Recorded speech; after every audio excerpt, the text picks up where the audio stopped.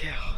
I went from a really slow morning to a really action-packed just like that. That was unreal. I was probably, if I had to guess, 30 yards from the truck, and I'm walking down the main road headed back to camp, and bam, there's like 25 pigs that pop out in the road.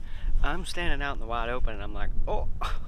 So I get the camera, I get it turned on, and one of the pigs busts me and takes off.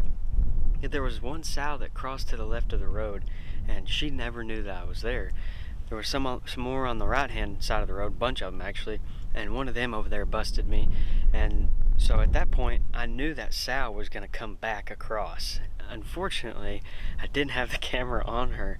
I stuck her with a Ramcat, and it was such a beautiful shot. I wish I would have had the camera perfectly lined up on it. It's just so hard to do when you're self-filming. That Ramcat did absolute wonders, and as you can tell, I'm not wearing my rangefinder, which is highly unfortunate because that caused me to miss one pig right here, the shot that you guys just saw.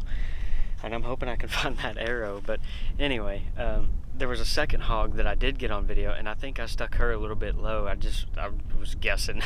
I don't think that's the big group of hogs that has been coming to Megan's feeder just down the way, but I was within 200 yards of camp, and there was pigs everywhere, and I'm out here putting blisters on my heels, walking a mile and a half or whatever it is, and then I basically get back to the truck, and there's the pigs. Pig I stuck, I saw really good blood. I showed that to you guys as I was chasing this group of hogs. I think she's probably down somewhere. I don't know for sure. I stuck her with a Muzzy Trocar, I believe is what it is, but we're gonna swing back. I'm gonna look for my arrow over here. I doubt I'm gonna be able to find it, but I'm gonna look for it over here, this one that I just missed, and then I'm gonna go ahead and peel back. I know that pig that I stuck with the Ramcat is toast because it ran like 40 yards, and I'm gonna follow up on the Ramcat head here in just a minute as we get back over that direction. But anyway, just really quick, I gotta show you guys the new set. So right now this is a Grim Reaper fixed head that's on there. I think they call it the Hades, but this new set from the Stock Archer arrows, the Silent series, this is a 300 spine. The new wraps, they're freaking slick, and I shot 3 arrows. So I'm down to my last 2. Hopefully we can find all 3 that I did let loose, and then we're gonna get these bad boys fixed back up with some new broadheads and some new nocks if needed. If you guys are wanting to pick up some stock archery arrows, the link will be down in the description below. You can also use my discount code that's on the screen right now, and it will also be down in the description for you to go ahead and pick up some arrows at a discounted rate. Save yourself some money. Let's go find our pigs. I'm excited. One other really quick thing, I just walked by and I saw these, and it made me think of something that I used to do way back in the day. I was a whole lot more informative and educational than I was just entertaining, and now I feel like sometimes I do more entertaining than I do educating. But I want to give you guys a couple of reasons why I'm hunting in this general vicinity. Number one, there's a feeder within a couple hundred yards of me. Pigs have been hitting it. That's not the most important aspect, right? That corn that they eat makes up a teeny tiny percentage of what a hog is going to eat throughout the day. When there's 20 of them at the feeder, it makes it even smaller of a percentage. They're getting less and less, right? So the biggest reason why I'm here is because whenever I see these pigs come into this feeder, they're usually half covered in mud and they're wet. So that tells me why they're here in the first place. There's water here. There's a little bitty stock tank that's right on the side of the road that's got a leaking valve, and it just keeps water in that hole. And look at this. I mean, it is so unbelievably dry out here. They have got to have water, and since water is so scarce, there hasn't been any rain. The water holes have been key items. If you guys watched the last few videos that I put together from hunting out here, I was on water 100%. Only killed 1 pig over corn, and it happened to be the one that Megan talked me into dumping corn in camp. Now, so that's 2 reasons. The third reason that I'm in here is because of these prickly pear. So you may not believe it, And it may sound really crazy, but these pigs will come in here and they'll literally eat these reddish maroon pears right off of these cactuses. So like these are dried up and dead, but these really deep maroon ones that we're seeing in here, those are ripe. And so what these pigs are doing is they're just coming in here and they're gorging themselves on all of these prickly pear. And as far as you can see up here in this flat, this is why they decided to stop. I chased them, so you can't see it, but I crossed in a ravine, came back up. I ended up way back over that way, probably a quarter mile, maybe half mile, and I chased them up through this ravine. We crossed the road, and then we ended up here on top of this hill in this flat, and they didn't know that I was behind them. I had the wind perfectly in my face. They were running with the wind in their face, and it's breezy enough that I was able to sneak right back up on them. I knew they were going to stop in bed somewhere, or they were going to go to water that's nearby. I didn't think they'd come to the feeder, but they were going to do one of two things. They were going to bed down or go to water, and they bedded down. And I was able to catch back up with them, and they stopped here because of these pears. And you can see, I mean, even way out there, they're thick, all in here. It's nothing but cactus pads, just a big cactus flat is all it really is. So they'll stop, they'll bed, there's plenty of cover, and they got food. That pig that I shot and missed at, which I thought he was at 30 or 40, but I think he was more like 30. I just went right over the top of his back. But anyway, he was eating prickly pear. I could see him. He was standing right here eating prickly pear. But you can see they pecked one off. It's laying right there. That one was either in one of their mouths or they hit it as they were running away. But you guys can see there's seeds that are in them. Looks like a jalapeno seed, but just bigger. And they'll sit here and they'll gorge themselves full. And whenever you shoot one and they've been in a flat like this, their noses, their lips, their jawline, their face, forehead, eyelids, everything, it'll all be covered in cactus, and they just don't care. They're just a stinking tough animal. But I just wanted to drop that little knowledge bomb for you guys. I hope that these tips will help you understand what I'm doing and why I'm doing it. And if you're new to hog hunting, or if you're wondering how to do it, just to get away from a feeder in Texas, this is a good way to do it, so long as you got plenty of open area to roam, of course. They're big, lazy, not all the time are they big, but they're just lazy animals, really. So they're going to run a little ways, and then they're going to stop, and then they're going to kind of mill around or bed or find water or do something. But they're not just going to run and run and run and run and run, typically. Now, they may go, you know, a couple hundred yards and stop again. These pigs are pretty flustered, so they went a couple hundred yards, and there's no telling how much further over the hill they went after that. They walked right up on me the first go around, and then I was able to get on them a second time really quickly because they had no idea what was going on. So that's how I was able to take those two right back to back, and then I got on them a third time up here in this flat that they had pushed further that third time, because then they knew that something was up. They were suspicious. So anyway, now that I'm done babbling, let's go find our hogs.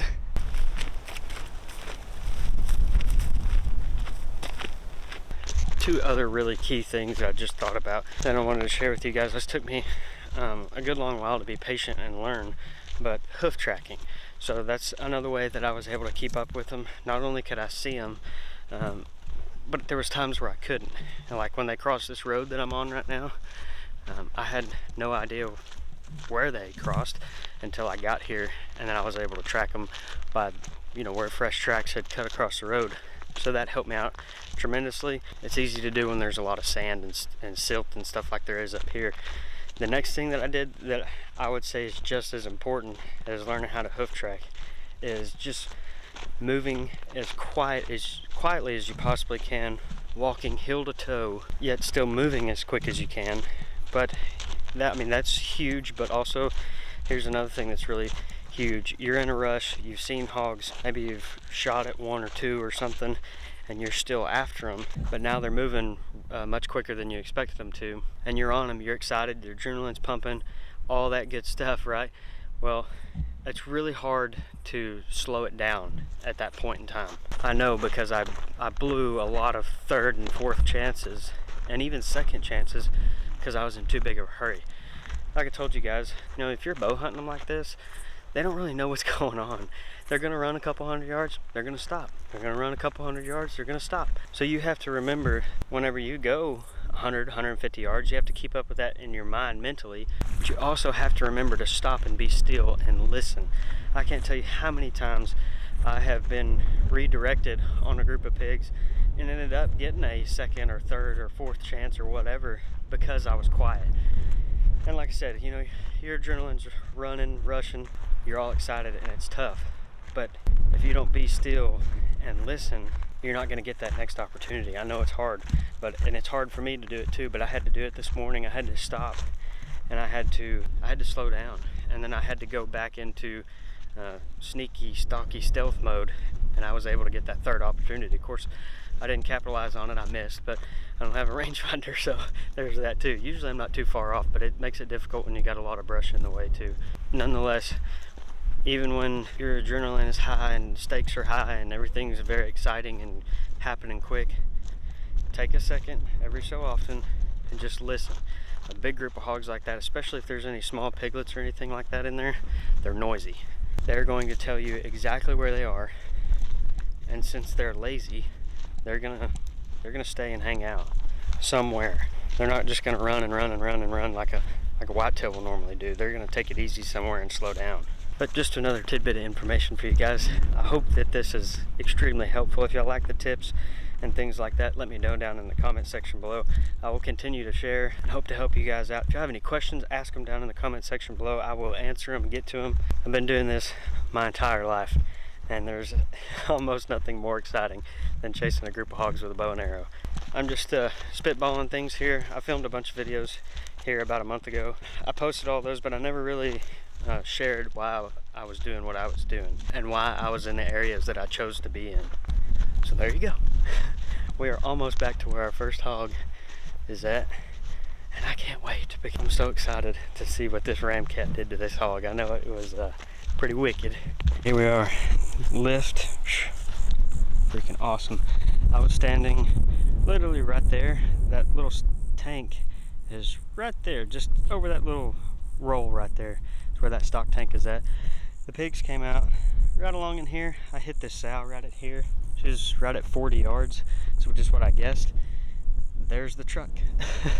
So I stuck that pig, and she hightailed it back up in here. I think my arrow passed through, and it may be... No way. Wow, that's freaking cool. I just happened to see it in here. Oh man, I lost the vein. But anyway, Broadhead obviously survived, looks fantastic. Sharpness test. That one's a little bit dull, but not terrible. I'd put it back in the quiver. That one's sharper than this one, and this one is the sharpest. The two of them would probably still shave. Anyway, that arrow passed right through that pig, no problem. So she ran across this direction, and it may be really hard for me to find blood now that it's dried up or soaked into this sand. And I know she ran basically right in here and crashed. Yeah, there she is. Oh yeah, you didn't stand a chance, pig. Man, I wish I would have got this one on video. Boy, howdy, is she covered.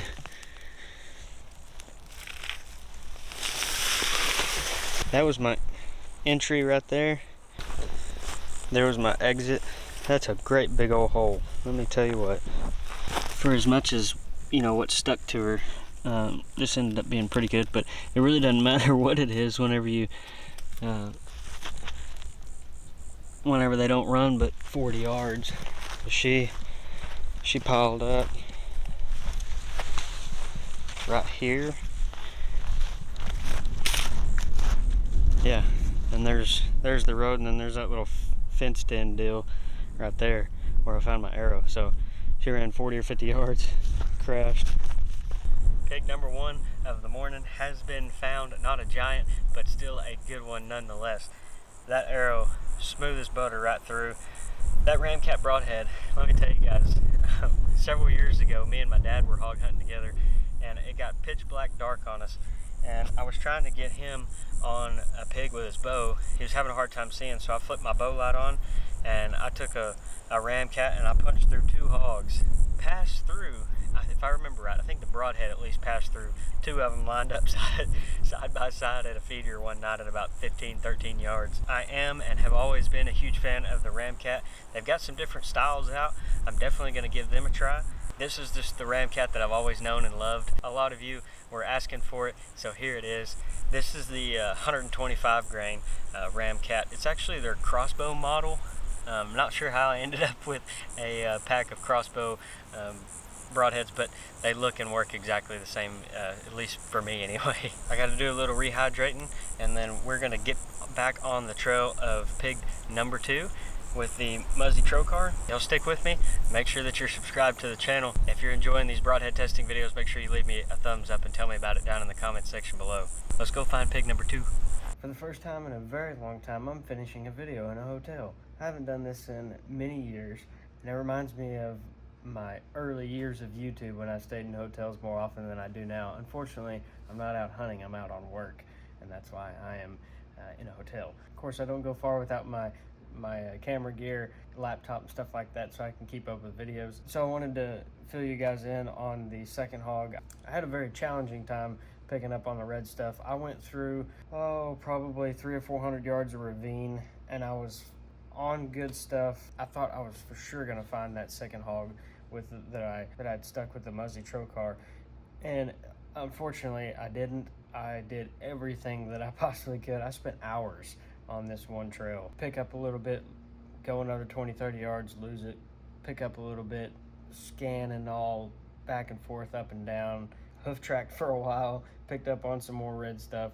I mean, it was extremely challenging, and it most definitely wasn't my intent to test 2 broadheads in one video. However, that's the way that it played out. Now, I cannot leave an official review on the Muzzy Trocar based off of this one hunt. If you've been watching for very long, I really don't base any of my broadhead opinions on one hunt. I'll typically run it through the ringer a couple of times at the very least, and maybe take a whitetail or 2 with it if the season lines up with the time range or time frame of me filming and testing said broadhead. I have really good feelings about this Muzzy Trocar head, and like I said, I don't believe that it was the broadhead's fault. I think it was poor shot placement on my fault. I was off by just a teeny tiny bit. I didn't have my rangefinder, and that makes things extremely difficult.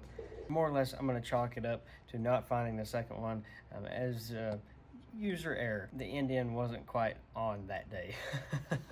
I had a lot of footage from that second track job. This video is getting long enough, so I just wanted to close it out here. I've got another video coming here in just a few days that I think you guys are going to love. It was the highly requested Sever hybrid broadhead, and I had no idea that head existed until one of you guys had left it, or actually more than just one of you. There was multiples of you that had given me the recommendation, so I got some of them and put them to the test this same weekend in particular. Can't wait to share that video with you guys. Wasn't my best filming job ever. It was long pokes and some thick brush.